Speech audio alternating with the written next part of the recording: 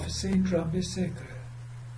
One of our learning goals is to understand sales returns and allowances and sales discounts. Sales returns means goods are returned by the customer to the company.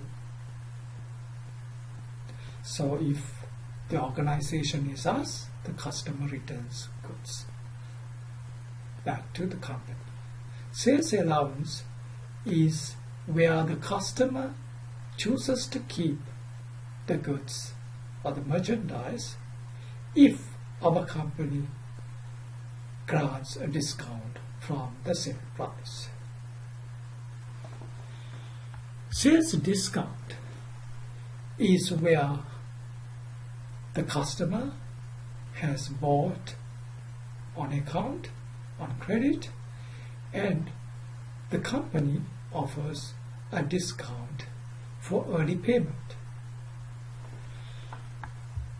If I take you back to the example that I showed for purchase discount, the part before the comma talks about the discount.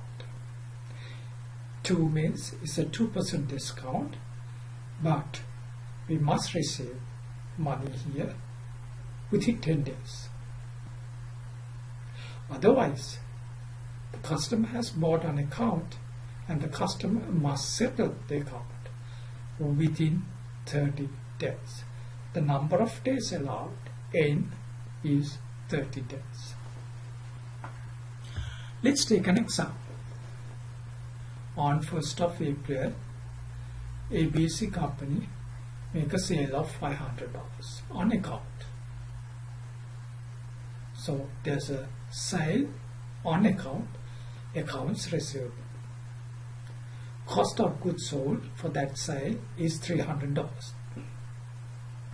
And the company maintains a perpetual inventory system, which means the goods sold are being taken from the inventory. 2nd of April, customer returns $100 worth of items, which means the inventory gets updated and then the accounts receivable decreases by $100. On 28th of April, customer settles the invoice within 30 days and company offered 2% discount if the invoice is settled within 30 days. So let's look at the transactions and how we record it. The sale was made, sale, we sold the product and gave it away, 500 credit, and money is to be received, cash is to be received, and that is 500 debit. So receipt is on the debit side and giving it away is on the credit side. The cost of goods sold is updated. We increase the cost of goods sold, which is an expense, debit, and the inventory decreases. So credit inventory to decrease inventory, which is an asset, but it decreases, and the expense, cost of goods sold, increases. Then 2nd of April, customer decides to return some goods back to the company. So sales return, that's a new account, is 100, that's a debit.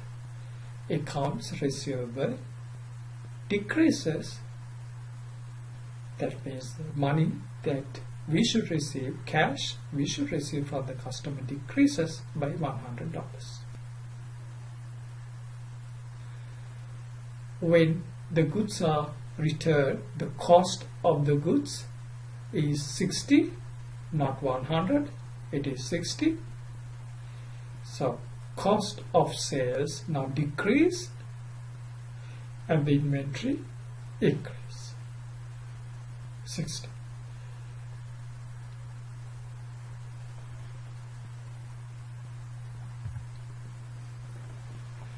Customer has to pay $400, not $500. 500 less 100, it is $400. When the customer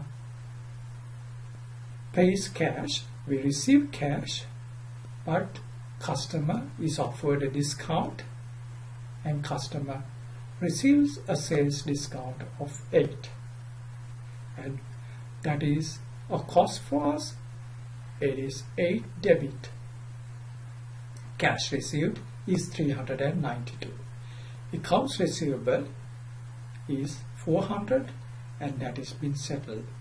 If there was no discount, cash received would have been 400. But there is a discount that was offered to the customer. Therefore, the cash received is 392.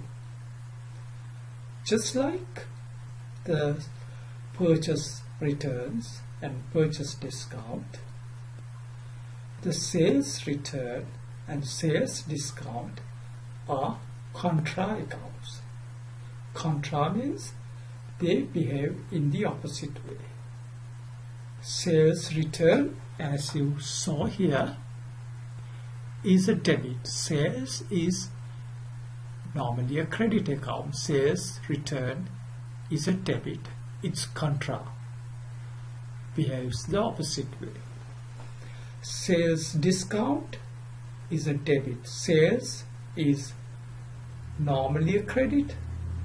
Sales discount is a debit. They are called contra accounts because they behave in the opposite way. Therefore, the sales discount is a debit and sales return is a debit. Sales are credits.